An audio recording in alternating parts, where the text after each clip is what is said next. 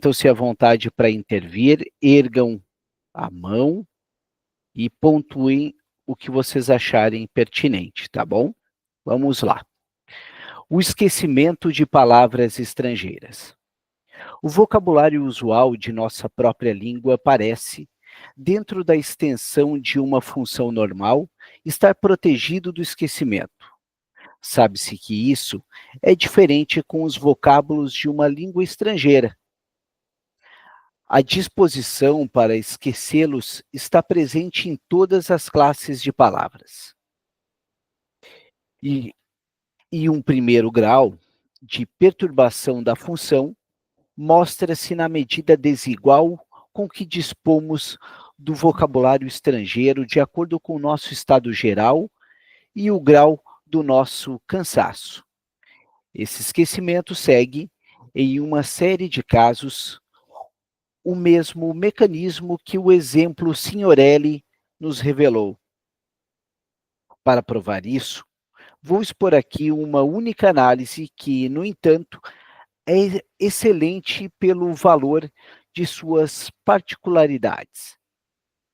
Sobre o caso do esquecimento de uma palavra, não substantivada, de uma citação latina, que me seja permitido expor esse pequeno acontecimento de modo amplo e claro. No último verão, eu renovei, mais uma vez em viagem de férias, meu contato como um jovem homem de formação acadêmica, o qual, como eu logo percebi, estava familiarizado com algumas das minhas publicações psicológicas. Nossa conversa acabou chegando, não sei mais como, à situação social do povo, ao qual nós dois pertencemos, e ele, um ambicioso, passou a se lamentar de que sua geração, segundo sua expressão, estivesse condenada à atrofia, não podendo desenvolver seus talentos nem satisfazer suas necessidades. Ele concluiu sua tocante fala apaixonada com o conhecido verso de Virgílio, em que o infeliz Dido confia à posteridade a sua vingança contra Enéas, exoriare. Ou melhor, ele queria muito concluir, pois não conseguiu fazer a citação e procurou encobrir uma evidente lacuna da lembrança com a troca de lugar das palavras exoriare, ex nostris ossibus utor. Finalmente ele disse irritado: por favor, não me faça essa cara tão debochada, como se estivesse se deliciando com o meu constrangimento e, de preferência, ajude-me. No verso falta alguma coisa. Como é realmente o verso completo? Com prazer respondi, e fiz a citação completa. Exoriare aliquis nostris ex ossibus ultor. Né? Aqui temos o aliquis que faltava. Que tolice esquecer uma palavra dessas. E, por falar nisso, o senhor diz que não se esquece nada sem motivo. Eu teria muita curiosidade em saber como cheguei a esquecer esse pronome indefinido aliquis. Eu aceitei o desafio de imediato, já que esperava conseguir uma contribuição para a minha coleção. Disse então: nós podemos obter isso imediatamente. Eu só tenho que lhe pedir que me comunique sinceramente e sem críticas tudo aquilo que lhe ocorrer. Né? Aí é o que a gente fala, né, sobre a questão da associação livre, né, o que ocorre na sua mente. Quando o senhor estiver dirigindo, sem nenhuma intenção definida, a sua atenção para a palavra esquecida. Está bem. Ocorre-me a ideia ridícula de dividir a palavra do seguinte modo: i e liquis. que deve ser isso? Eu não sei. O que mais lhe ocorre? Isso continua assim. Reliquem, relíquias. Liquidation, ou liquidation, liquefação. Plicite, líquido. Fluid, fluido. O senhor já sabe agora alguma coisa? Não, até agora não, mas continue. Penso. Prosseguiu sorrindo ironicamente em Simão de Trento, cujas relíquias eu vi há 2 anos em uma igreja em Trento. Penso na acusação de derramamento de sangue ritual, que exatamente agora está sendo novamente levantada contra os judeus, e no escrito de Kleinpaul, que vem todas essas supostas vítimas encarnações, por assim dizer, ou redições do Salvador. A ocorrência dessa ideia não está totalmente sem nexo com o tema sobre o qual conversamos, antes que escapasse do senhor a palavra latina. Certo? Além disso, penso em um artigo de jornal de um diário italiano que eu li há pouco. Eu acho que ele intitulava O Santo Agostinho, de Sobre as Mulheres. O que o senhor me diz? Eu aguardo. Agora vem alguma coisa que está completamente fora do contexto do nosso tema. Peço-lhe que se abstenha de qualquer crítica e eu já sei, eu me lembro de um maravilhoso senhor idoso que eu encontrei na semana passada durante a viagem. Um verdadeiro original. Ele se parece com uma grande ave de rapina. Ele se chama, se o senhor quiser saber, Benedict. Bem, pelo menos uma sequência de santos e padres da igreja. São Simão, Santo Agostinho, São Benedito. Acho que um padre da igreja se chamava Orígenes. Além disso, 3 desses nomes também são prenomes, como Paul, no nome Kleinpaul. Agora me ocorrem o São Januário e seu milagre de sangue. Eu acho que isso vai continuar assim mecanicamente. Deixe estar, ambos. O São Januário e o Santo Agostinho têm a ver com o calendário. O senhor não gostaria de me ajudar a lembrar do milagre de sangue? Certamente o senhor conhece. Em uma igreja de Nápoles, está guardado em um frasco o sangue de São Januário.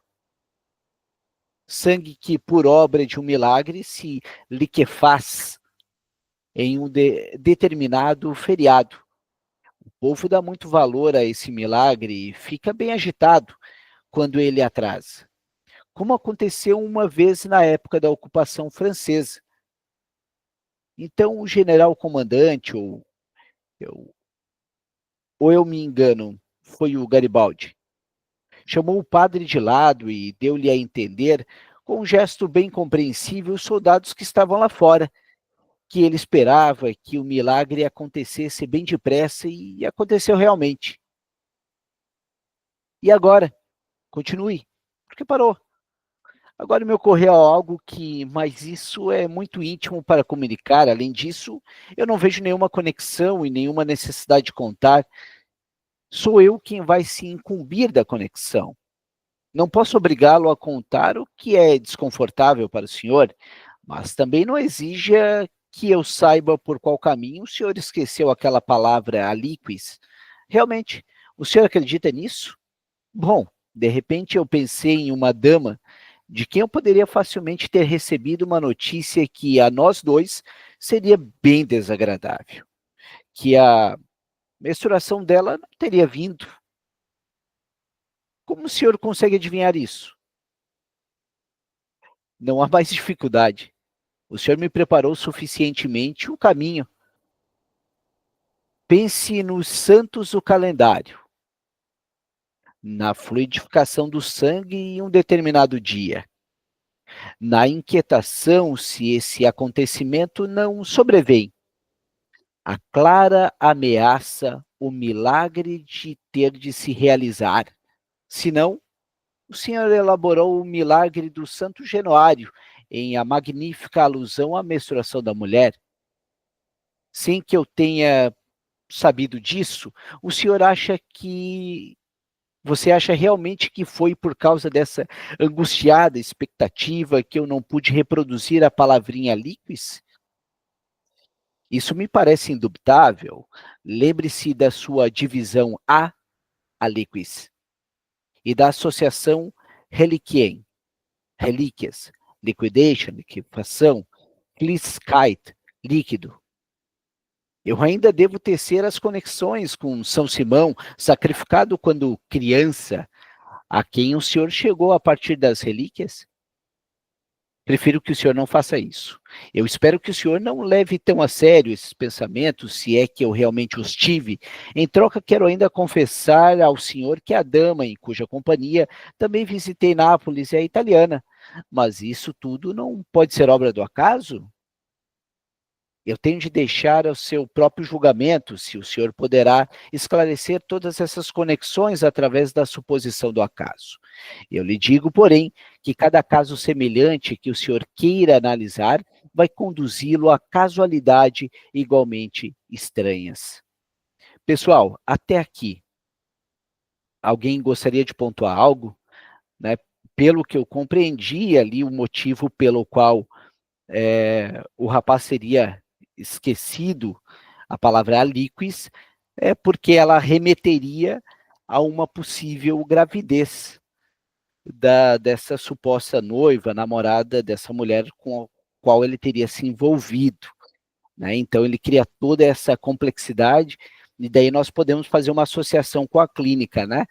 O quanto nós temos o desafio de nos manter passivos na ação, nos mantermos em silêncio, como diria o Násio, para propiciar que essa cadeia de significantes se desenrole a ponto de gerar uma associação, né?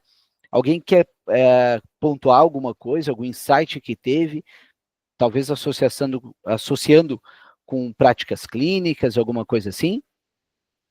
Quem quer se pronunciar? Associação livre, é o que ocorre também, tá? Não tem certo e errado. Quem quer pontuar alguma coisa até aqui?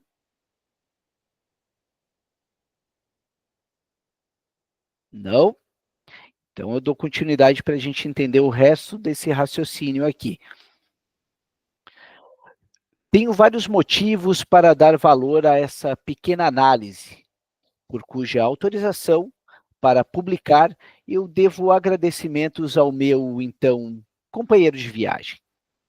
Em primeiro lugar, porque nesse caso me foi permitido beber de uma fonte que, de outro modo, ter-me-ia sido negada. Na maioria das vezes, sou forçado a extrair da minha própria auto-observação os exemplos, aqui compilados de perturbação da função psíquica na vida cotidiana. Procuro evitar o material bem mais rico que os meus pacientes neuróticos me fornecem, porque preciso temer a objeção de que os fenômenos em questão sejam justamente resultados e manifestações da neurose. Portanto, é especialmente valioso para os meus objetivos que se ofereça como objeto de uma investigação, como uma pessoa estranha e saudável dos nervos. Essa análise é muito significativa para mim, em outro aspecto, pois ilumina um caso de esquecimento de palavras sem lembrança substitutiva, e confirma a minha frase reformulada anteriormente de que o aparecimento ou ausência de lembranças substitutivas incorretas não podem justificar uma diferença essencial. Mas o valor principal do exemplo Aliquis reside em outra de suas diferenças com o caso Signorelli. No último exemplo, a reprodução do nome é perturbada por um efeito continuado de um curso do pensamento, que começou um pouco antes e foi interrompido, cujo conteúdo, contudo, não mantinha nenhuma conexão clara com o novo tema em que se incluía o nome Signorelli. Entre o recalcado e o tema do nome esquecido, estava apenas a relação de contiguidade temporal. E esta bastou para que ambos pudessem ser ligados por uma associação externa. No exemplo aliquis, entretanto, nada se nota sobre um tema como esse, recalcado e independente, que tivesse ocupado o pensamento consciente imediatamente, antes e agora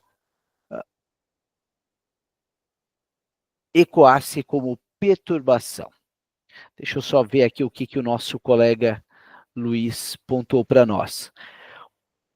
Corroboro o domínio empírico da clínica nas pessoas reais que encontramos na vida. O domínio teórico está sempre dialogando com o domínio empírico. Fato, Luiz, fato. Né?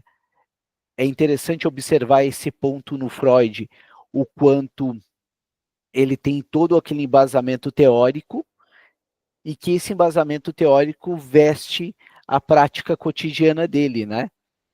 E aí a gente vê mais uma vez, né? É da prática, é do cotidiano que vai para a teoria. O Freud tinha muito essa característica, né?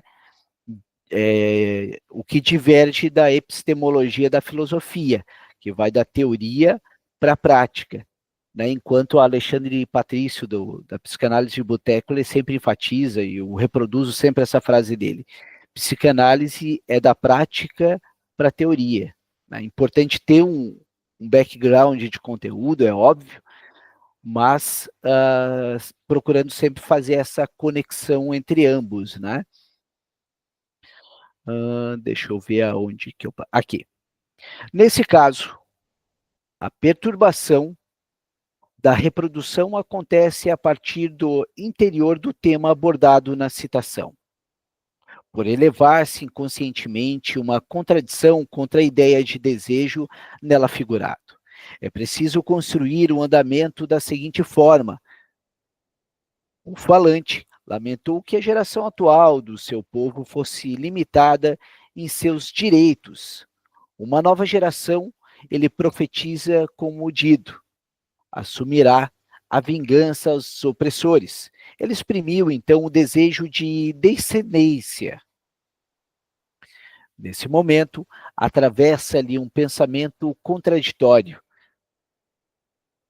Você realmente deseja tão vividamente ter descendência? Isso não é verdade. Quão embaraçoso não seria se agora recebesse a notícia de que você espera descendência daquele lado que você conhece? Não, nada de descendência, mesmo que precisemos dela para a vingança. E então, essa contradição consegue fazer-se valer, estabelecendo como no exemplo Signorelli uma associação externa entre um de seus elementos de representação e um elemento do desejo objetado, né? Com palavras muito comuns aqui na psicanálise, e é bem interessante. Representação, né? Os representantes psíquicos que nós recalcamos e os objetos. E dessa vez, de fato, com a mais alta violência, por um desvio associativo de aparência artificial.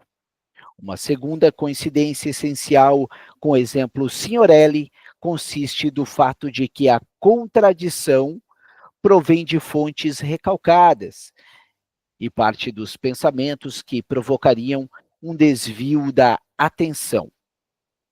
E é isso que tenho a dizer sobre a diferença e o parentesco interno entre os dois paradigmas do esquecimento de nomes. Ficamos conhecendo um segundo mecanismo do esquecimento, A perturbação de um pensamento por uma contradição interna que provém do recalcamento.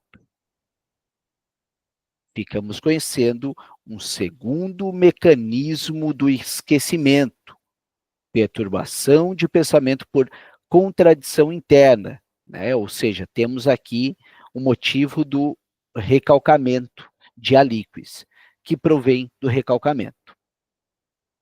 No decorrer dessas discussões, vamos encontrar repetidas vezes esse processo, que nos parece ser o mais fácil de compreender. Pessoal, insights, querem pontuar alguma coisa, né? Falem livremente aí, não tem, né, o que vocês imaginam que seria, como que nós poderíamos ver isso em clínica? Alguém gostaria de pontuar algo sobre essa questão desse recalcamento dessa palavra? Né? Já aconteceu com vocês uma situação dessa forma? Alguém gostaria de pontuar algo?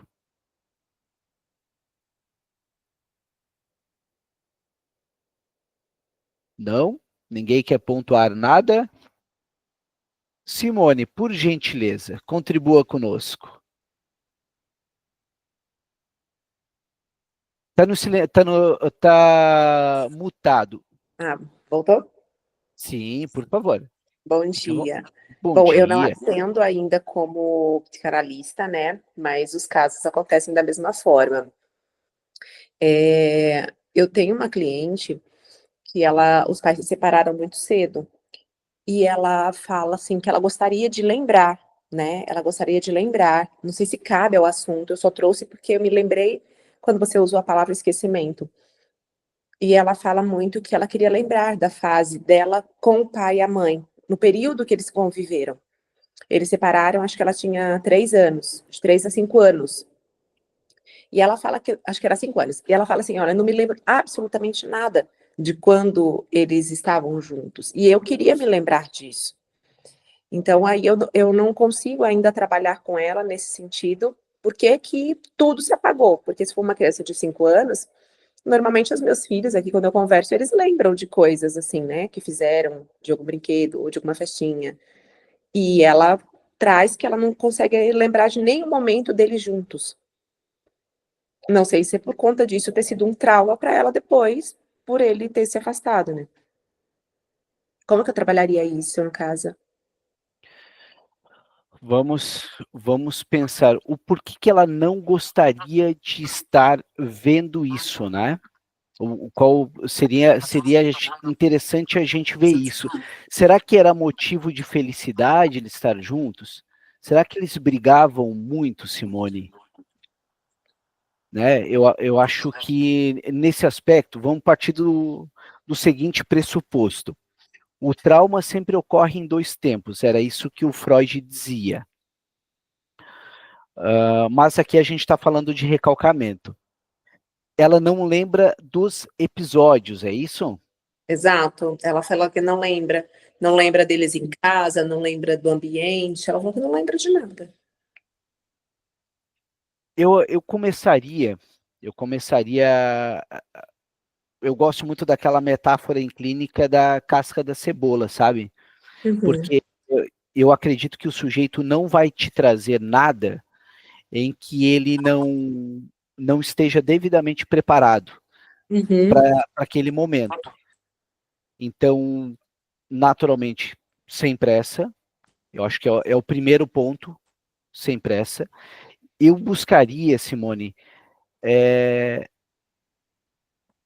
numa abordagem de frente para trás, assim. Eu ia levando com ela, pedindo para ela ir me contando as memórias mais antigas dela, né? Talvez o que ela lembra, porque é associação livre, sabe?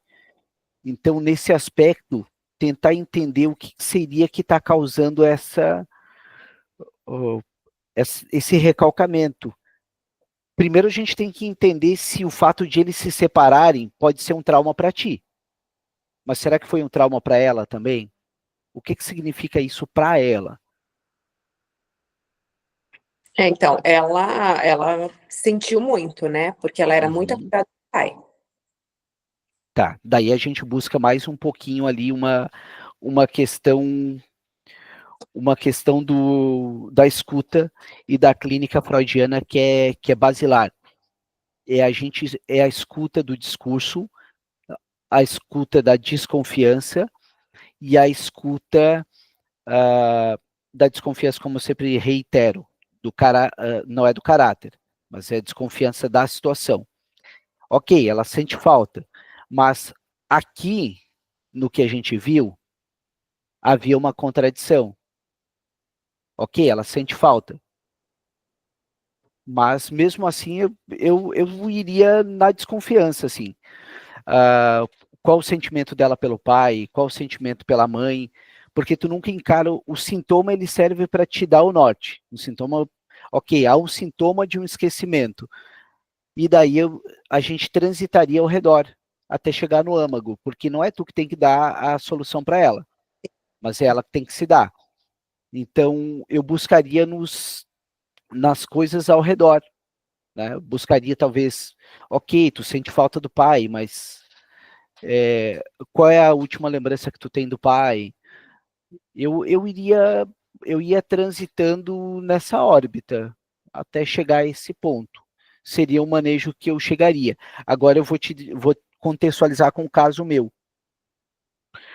Tem um caso que eu atendi e que esse suposto trauma, por isso que eu te falei, essa separação, para o meu analisando, ele, para a sociedade, para o diálogo social, ele dizia que era bom. Mas quando ele começa a falar, e ele começa a chegar lá no âmago da situação, ele diz que foi a melhor coisa que aconteceu. Era briga o tempo todo dentro de casa. Era agressão, a minha mãe apanhava,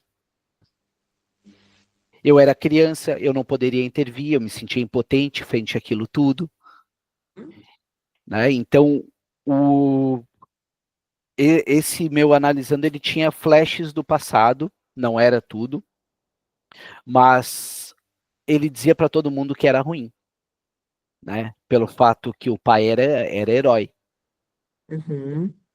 mas não era bem o herói que depois que ele vai nomeando, né? Aí a gente chega àquele ponto, é o que o sujeito não sabe que sabe, Exato.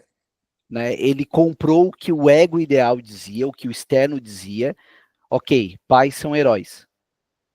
E daí ele dizia, não, olha, eu a minha vida seria diferente, seria se os pais estivessem juntos e tal, mas depois de uns 6 meses, 7 meses de análise, ele começa a entrar no âmago da situação e ele começa a se contradizer e até chega o ponto da situação em que ele diz que aquela situação era fruto de sofrimento, porque era um lar destruído. Sim.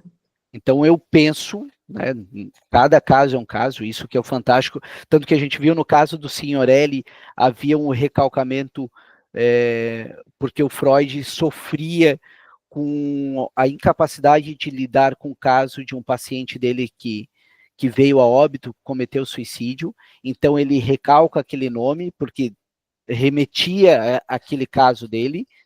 Agora a gente tem um segundo caso que a associação está ligada a uma outra questão. Então é muito alfaiataria, digamos assim, né? Cada caso é um caso. Mas se eu fosse lhe dar uma dica, né? Não é use o filtro solar, isso é o BL que sugere.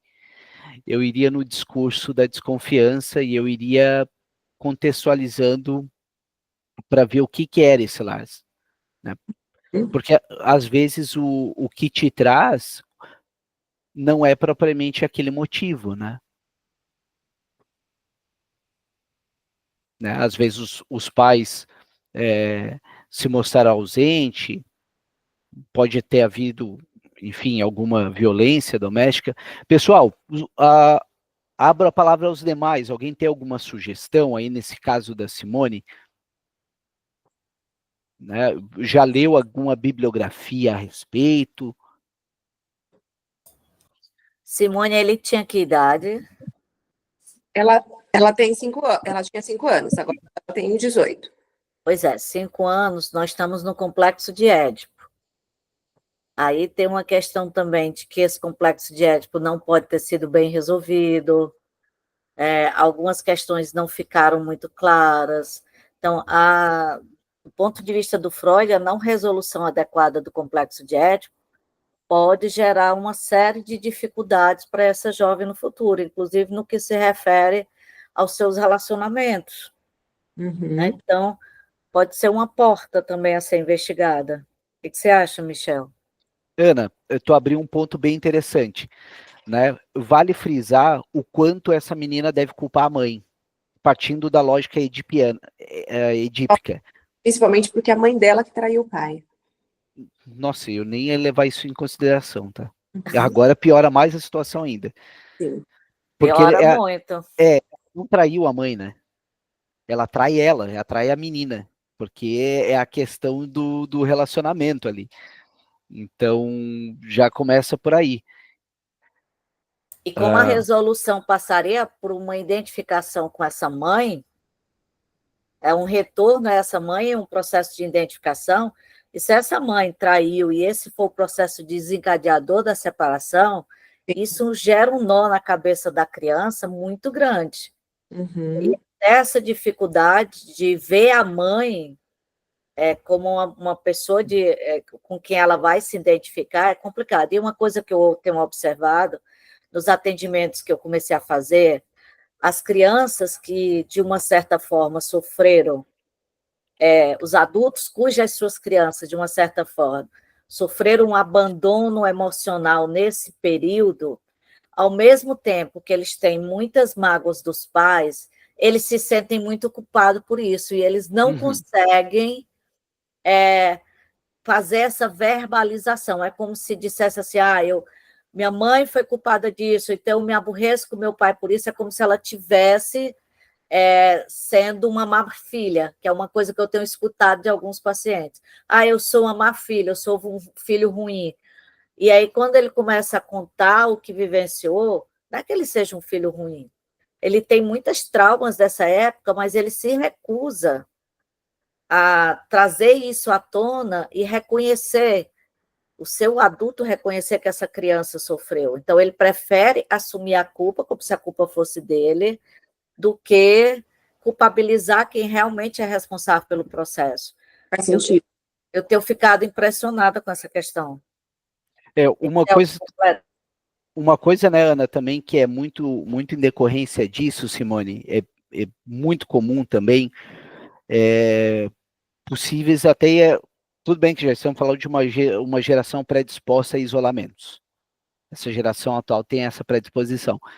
Mas, se tratando disso, alguns casos eu já presenciei, como a mãe traía, a menina, às vezes, não se coloca em situação, se torna uma pessoa cria uma formação reativa. Né? Ela se torna uma pessoa extremamente ilibada, uma pessoa, entre aspas, com muitos pudores, porque na cabeça dela, se ela deslizar muito rápido, de qualquer forma, ela pode trair alguém, pode se tornar uma pessoa promíscua, pode ser uma pessoa que trai, assim como era a questão da mãe. Né? Então, de acordo com o mecanismo de defesa que se formou, que tu vai descobrir isso ao longo, pode desencadear até isso aí, nessa questão. Ana, tu chegou a ver isso nos teus atendimentos iniciais, alguma coisa parecida? Cheguei, eu tenho uma paciente que é incrível a questão da confiança. Ainda hoje, ela está com 60 anos, só se permitiu, semana passada, no nosso último encontro, ela falou muito de uma pessoa com que ela começou o envolvimento, mas que ela rompeu e ficou retraída com medo justamente de confiar na pessoa. E a relação dela com a família tem tudo a ver com questões de traição, né? Porque houve uma traição do pai em relação à mãe, E isso, para ela, gerou um trauma que até hoje ela tem dificuldade de confiar nas pessoas, porque ela sempre acha que as pessoas vão trair. Ou então ela tem medo de trair, então ela prefere se manter retraída. É muito curioso esse nosso mecanismo do inconsciente.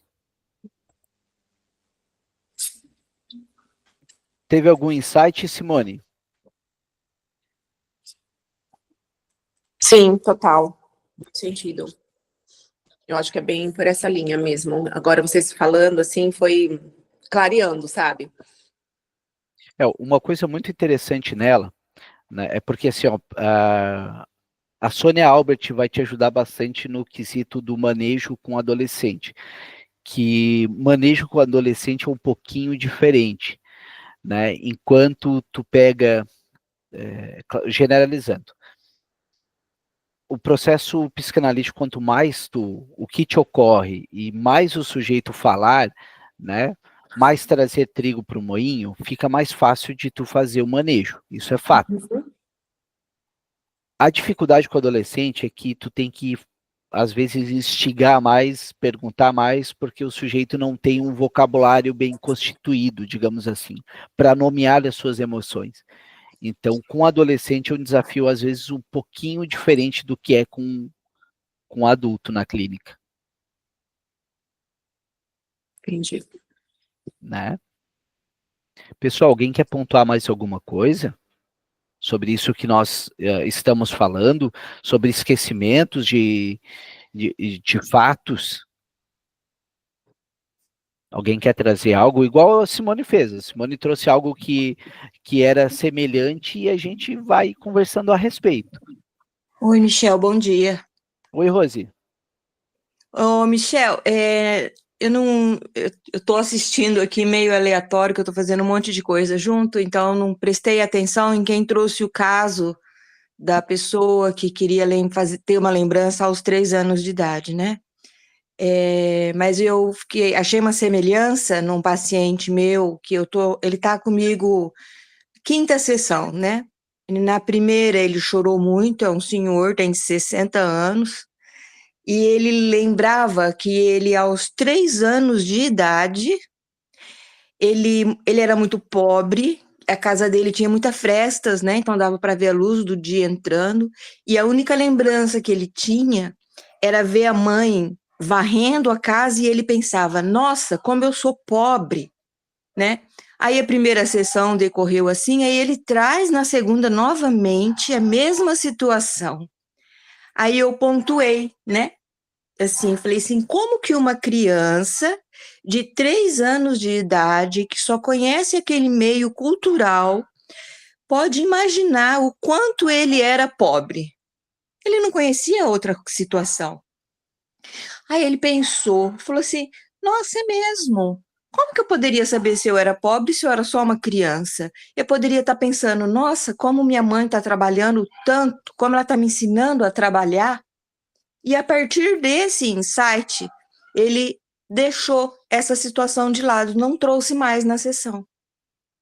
E eu achei interessante porque a lembrança dele não era real, era uma fantasia decorrente da vida sofrida que ele teve. Então eu só queria pontuar isso, né, que às vezes a lembrança também vem disfarçada, né, muito disfarçada, porque ele estava colocando naquela cena os conflitos atuais, que ele odeia a mãe de verdade, né, a mãe tem 90 anos, e ele fala que a mãe poderia ter batido a cabeça naquele e morrido, um episódio recente agora, né, que ela se machucou. Então, assim, a gente também tem que tomar cuidado com a lembrança, que ela pode estar deslocada, né? Ser uma fantasia. Eu só queria pontuar isso, Michel. Rose, total sentido. Alisson, por favor. Oi, bom dia, gente. Eu tinha pensado em algo semelhante ao que a Rose trouxe aí, que é o outro lado, né? A questão do excesso de confiança na própria memória, né? Porque é aquilo, é a ideia da memória, é um telefone sem fio, né? Mesmo que seja só com a gente, é um telefone sem fio. Eu trago isso da experiência própria porque eu busco muito a relação, principalmente pelo ponto de vista alheio. Uma confirmação de que a maior parte do que eu acho que é verdade, entende? E daí eu acho legal a parte da meio que hipnose nesse caso, que é obter as informações do inconsciente, que seja, né, a partir de uma experiência guiada. Que para mim, a psicanálise ajudou muito, né? A análise psicanalista sobre esses procedimentos de hipnose guiada no acesso a informações aparentemente perdidas. E daí a psicanálise ainda trouxe essa questão de ver o porquê que se perdeu, né? Que eu acho que a gente pode tratar um pouco, tá tratando um pouco hoje. Alisson, legal tu trazer esse ponto, né? Porque vale lembrar uma coisa. As memórias, né, para o Freud, tá? As memórias não se perdem. Nada se perde para o Freud.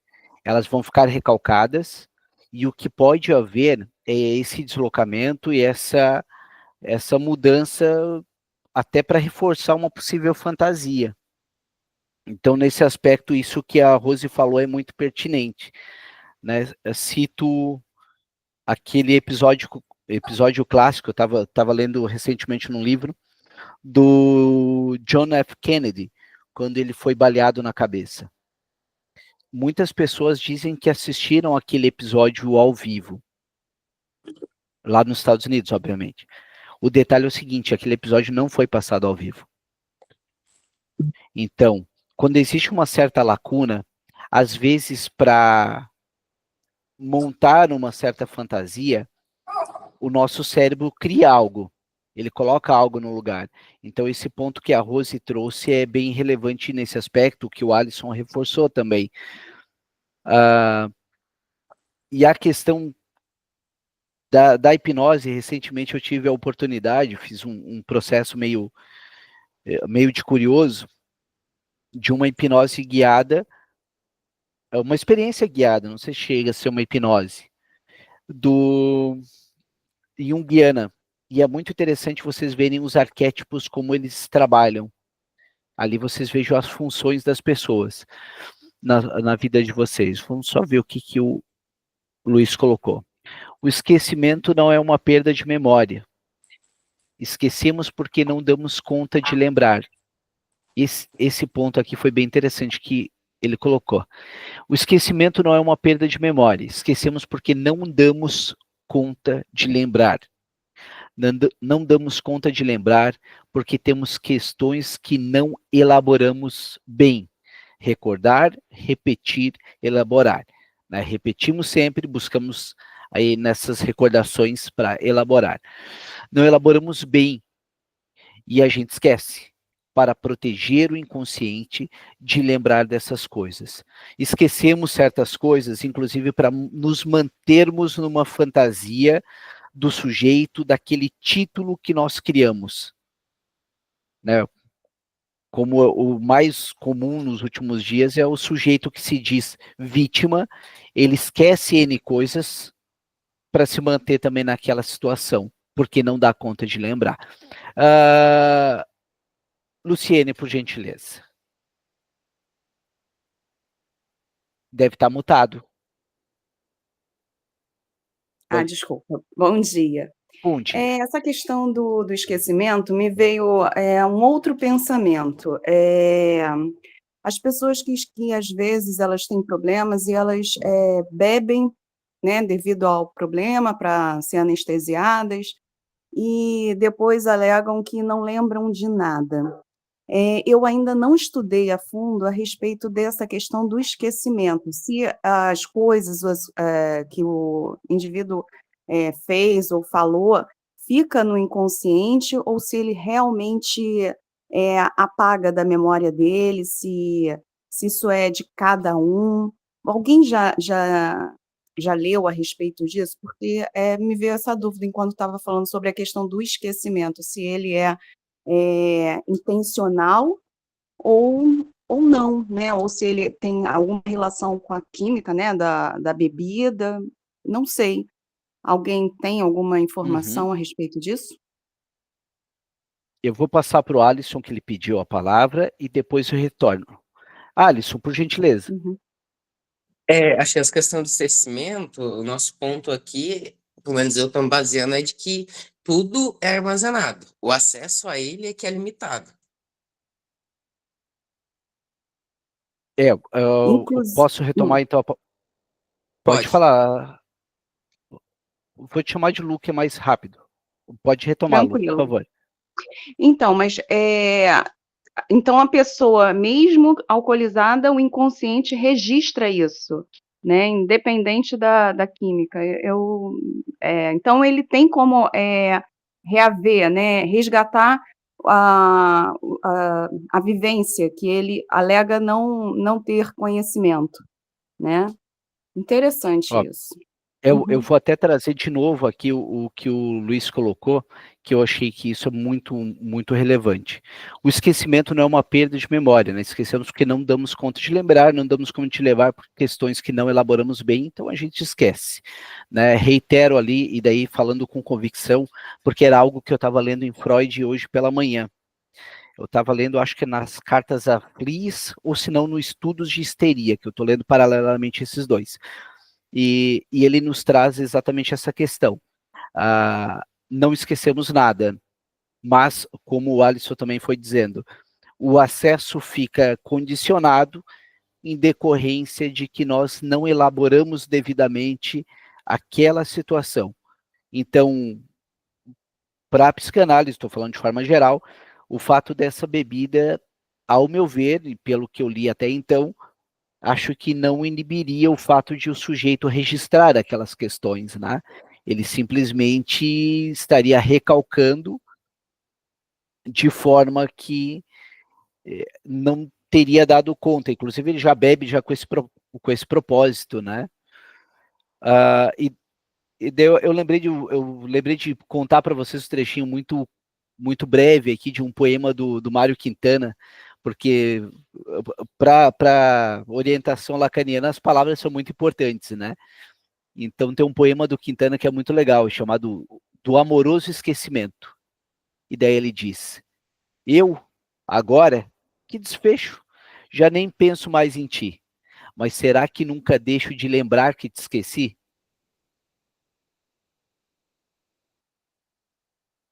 Vamos ver se aparece aqui para vocês. Que acho que isso contextualiza muito essa situação. Ana, por gentileza, pode falar. Deve estar Não, mutado, Ana. não, estava. Assim, é porque eu lembrei de um insight, uma situação que aconteceu comigo. Durante a minha terapia, nós chegamos à conclusão que 2 eventos, quando eu tinha 4 anos, tinham me marcado profundamente. Só que eu só lembrava do evento por um viés. Só lembrava desse evento, desses 2 eventos por um viés.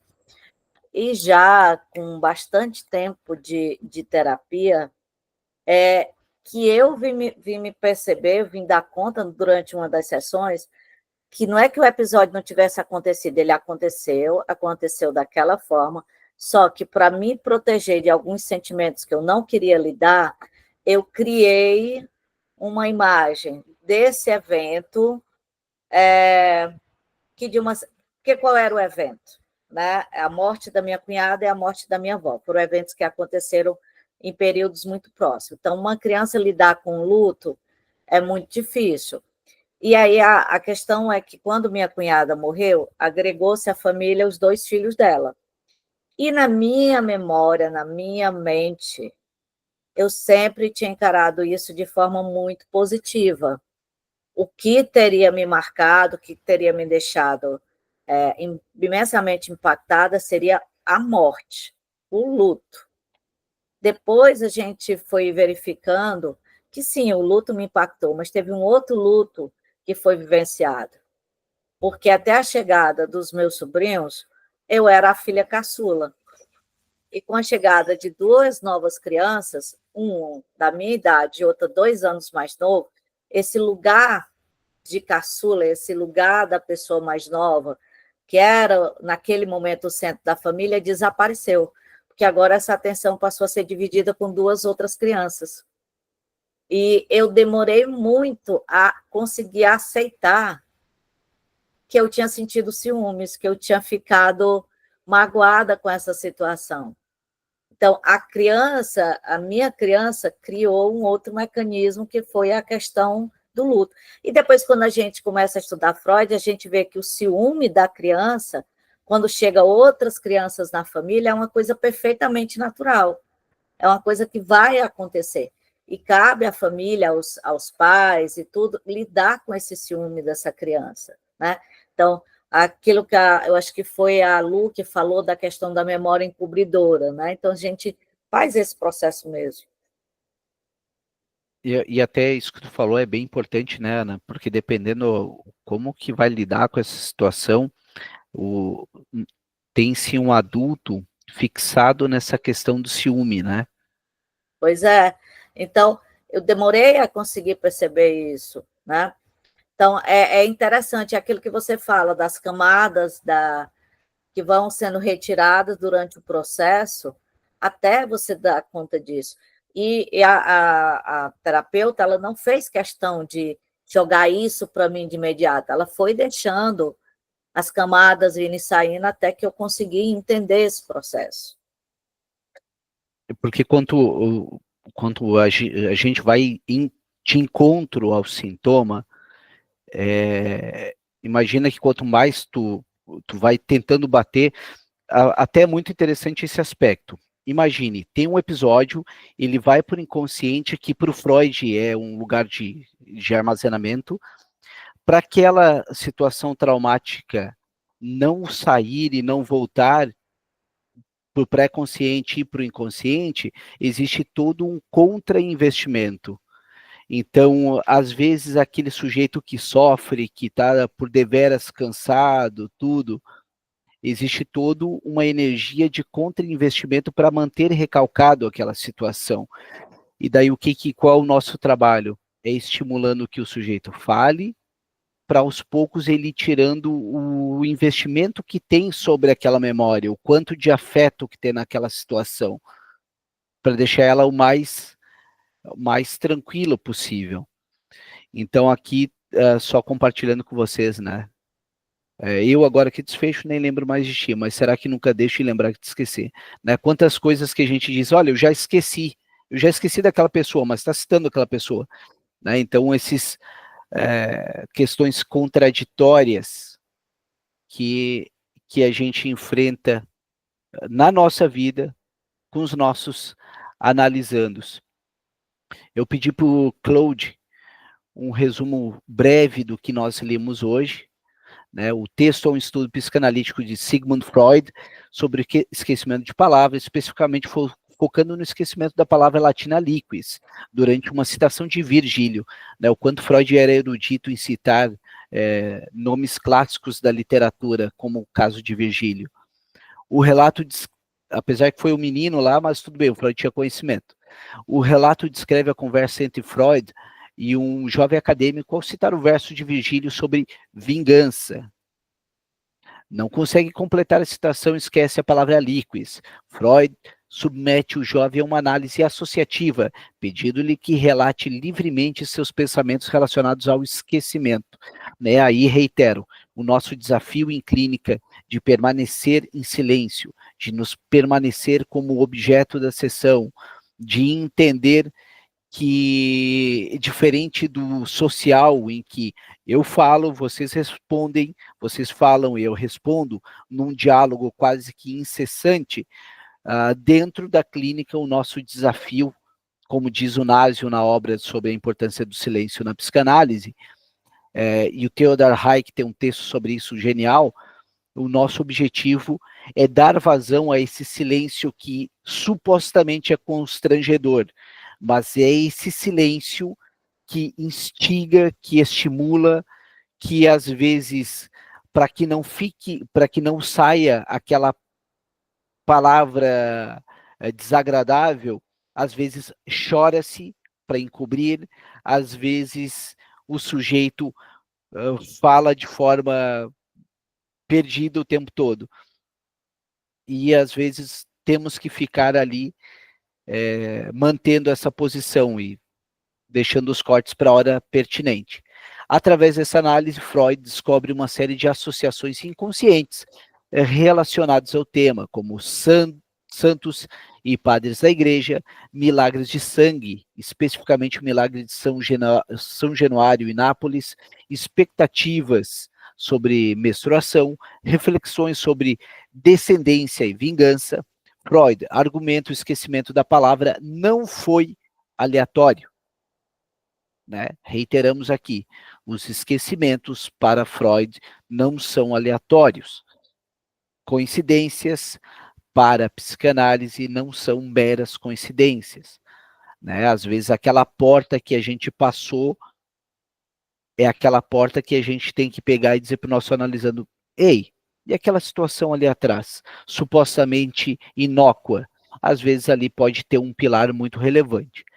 Da palavra não foi aleatório, mas resultado de um conflito psíquico inconsciente, né? E muito do sofrimento gira-se em torno desses conflitos internos. E no momento que o sujeito nos relata, visa-se resolver esses conflitos internos, os discursos conflitantes.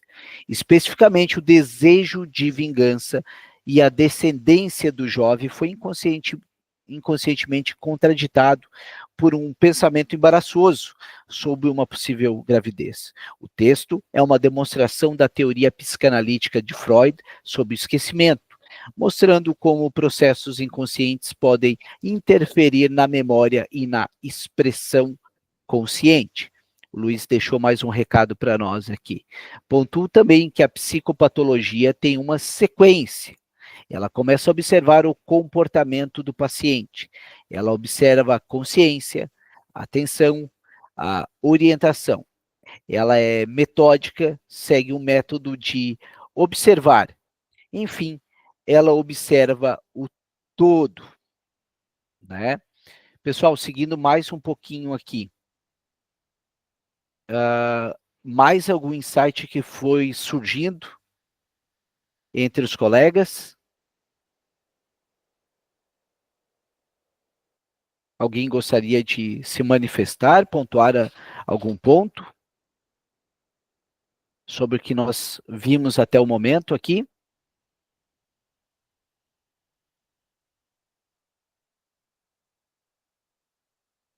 Não? Ninguém quer pontuar nada? Opa, licença, desculpa, eu estava longe do celular. Fica à vontade, Alisson. Então, eu acho muito interessante a psicanálise, assim, que ela explica muita coisa, mas eu sempre trago a questão sensorial junto, porque é igual a ideia da memória muscular, né? Eu tendia muito a classificar tudo como psicológico ou racional, e assim, é diário, né? Eu, pelo menos, tem coisas que na minha cabeça eu não lembro, não, o corpo que faz.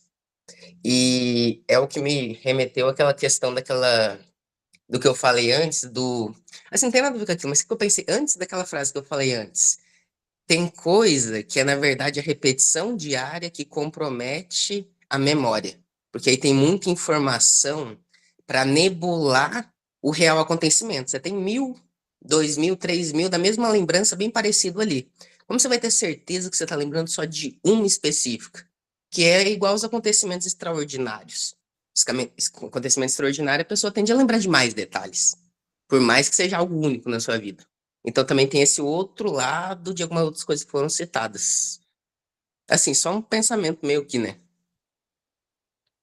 Não, mas é válido isso que tu falou, até mesmo porque quando nós falamos isso que tu uma pessoa que pode ter uma condição também física em questão, né?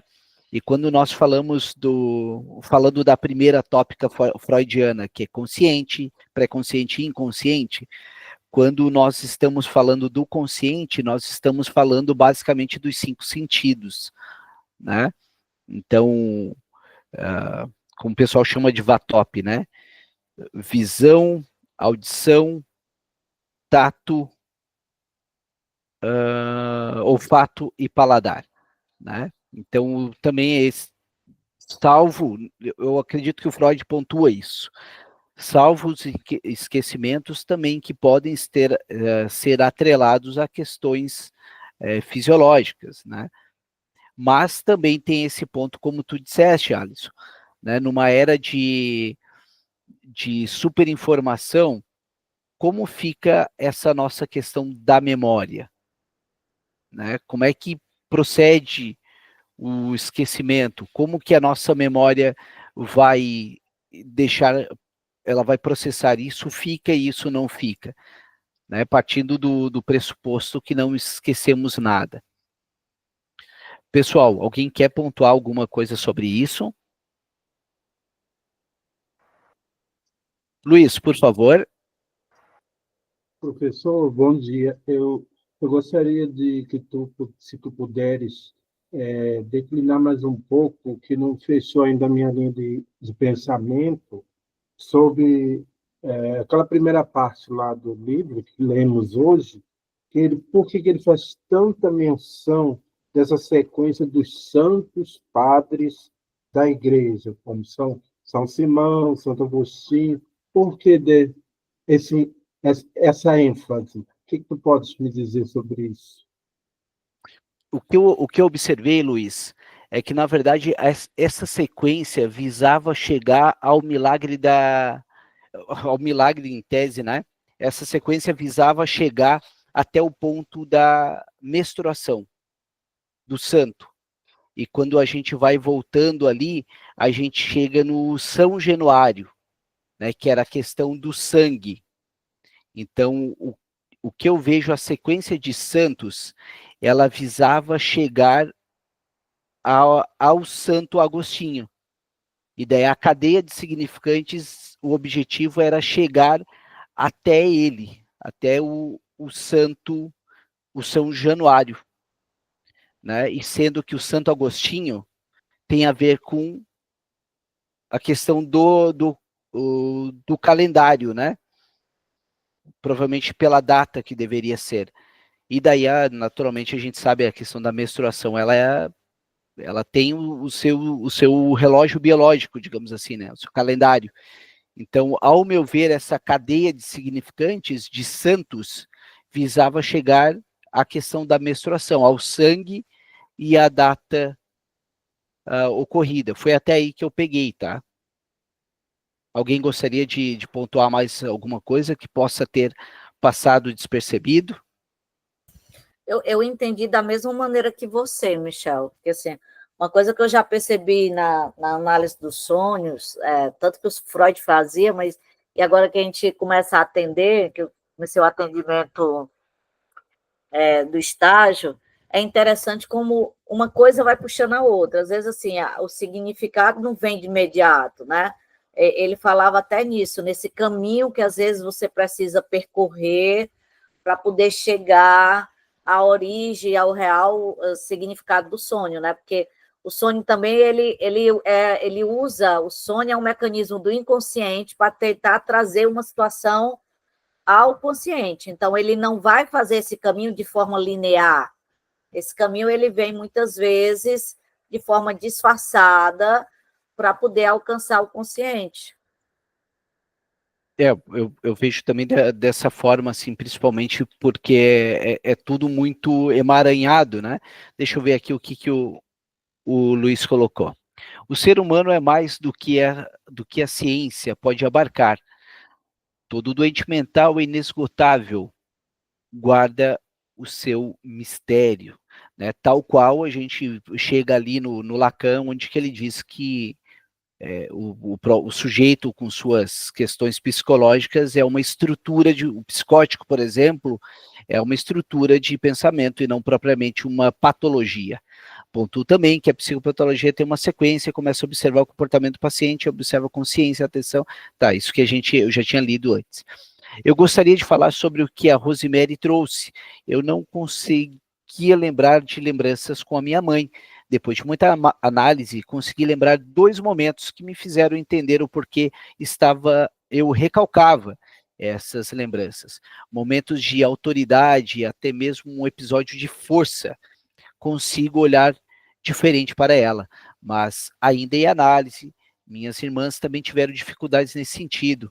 Com o tempo vimos que ela repetiu o que vivia com meu avô e pai dela. Antes de partir para a próxima, eu quero só ler aqui um trecho de uma música do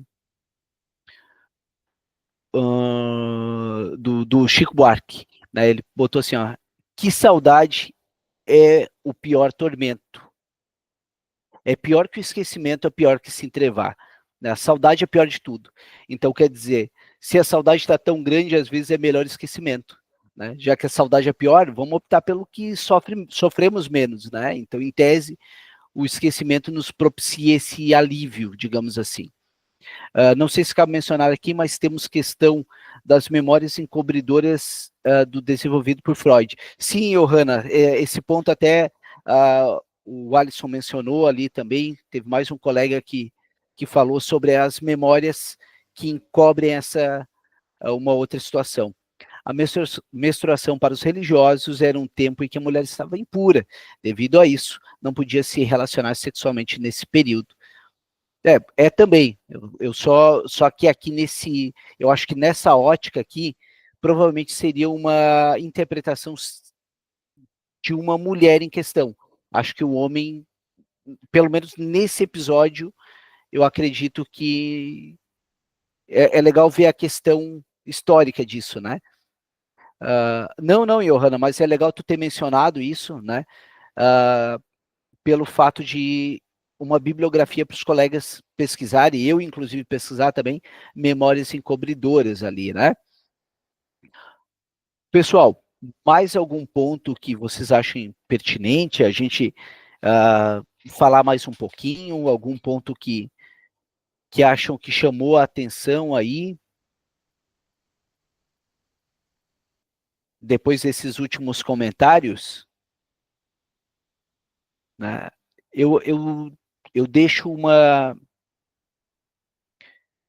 Ó, agora, essa frase faz muito sentido, salvo que temos no Freud um leitor voraz ali daqueles pessimistas, daqueles filósofos da angústia, como é o caso de Schopenhauer, o próprio Marx e o Nietzsche. Né? Então, o Nietzsche ele tinha uma frase sobre esquecimento que ele falava o seguinte: não poderia haver felicidade, jovialidade, esperança, orgulho, deixar aqui para vocês verem comigo, orgulho presente sem o esquecimento. Vou botar no chat aqui. Ou seja, o esquecimento também tem essa função, né, pessoal? Ó, não poderia haver felicidade, jovialidade, esperança, orgulho presente sem o esquecimento. Então, esse esquecimento também ele tem essa condição de nos manter felizes. Inclusive, como mencionou aqui acima a nossa colega Michele, foi esse esquecimento que propiciou uma convivência mais harmoniosa com a mãe, sendo que haviam tantas questões recalcadas. Pessoal, fechamos por hoje. Alguém gostaria de pontuar alguma última questão? Ou esqueceram? Quem esqueceu alguma coisa que queira perguntar? Os paradoxos e esses trocadilhos são fantásticos, né? Clínica lacaniana que nos abençoa com isso. Pessoal, então, obrigado pela participação de todos. Eu vou deixar gravado lá. Aos que desejarem, vai estar disponível lá, tá bom? Mais tarde tem um encontro com a Gabi. Obrigado pela participação, comentários de todos. E a semana que vem a gente tem vou fazer mais um encontro semana que vem para dar conta ali de tudo. Tá bom? Fechou. Tchau, tchau. Para a gravação. E fechamos aqui.